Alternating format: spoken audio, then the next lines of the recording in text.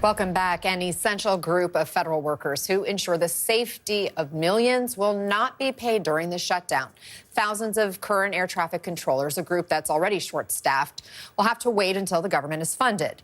The Department of Transportation has stopped the hiring and the field training of more air traffic controllers. And given what happened in the 2019 shutdown, U.S. airlines are bracing for the possibility of delays and disruptions. And joining us now is Nick Daniels, president of the National Air Traffic Controllers Association.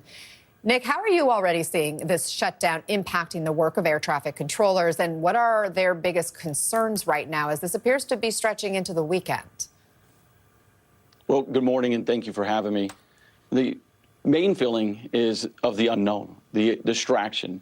We survived a 35-day government shutdown last time, and for many of the air traffic controllers, day one of this shutdown, just reliving day 35 of the last one, of not knowing how to have the conversation at home of, when am I going to get paid again? Can I afford the insulin that I need? Can I make sure that my child's, needs are being met, or that I have to pay off my tuition or other medical costs? So that fear, that uncertainty right now is definitely reigning throughout all of our facilities, through all the air traffic controllers, and why we're calling to end this shutdown immediately for this unnecessary distraction and ensure that the controllers have the support that they need. Yeah, those air traffic controllers are already under a tremendous amount of pressure. What does this added stress mean for air safety? Our job as safety professionals is to work and call out those moments when there is an increased risk in the system, when we do need to go out and mitigate these unnecessary distractions that lead to stress, that lead to fatigue. The FAA, the Department of Transportation, over the course of my career, for the last decade, we've gone through different trainings of how to reduce stress, how to reduce pressure, how to reduce distractions in the workforce. We spend millions of dollars on that, and yet we find ourselves in the middle of this.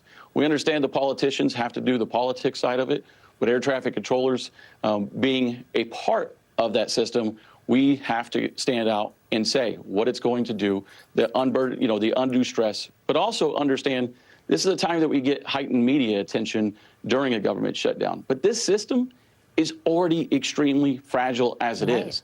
It's understaffed by 3,800 controllers, only 10,800 operating a system that should have 14,633. We see delays, on the daily because we have equipment that isn't working properly.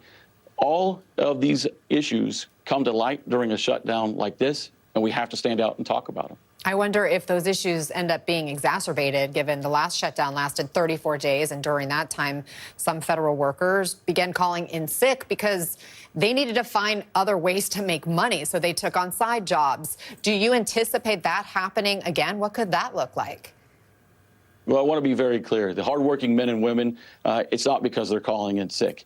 There's going to be, people that catch a cold or have some level of, an illness where we don't want them to come to work. We don't want to, be passed around to other air traffic controllers. That's part of the system and what goes on from now. But when you're critically staffed, that is a component and aspect of it that we have to be concerned with. But like you said, what actually gets exacerbated is the timeline for fixing it.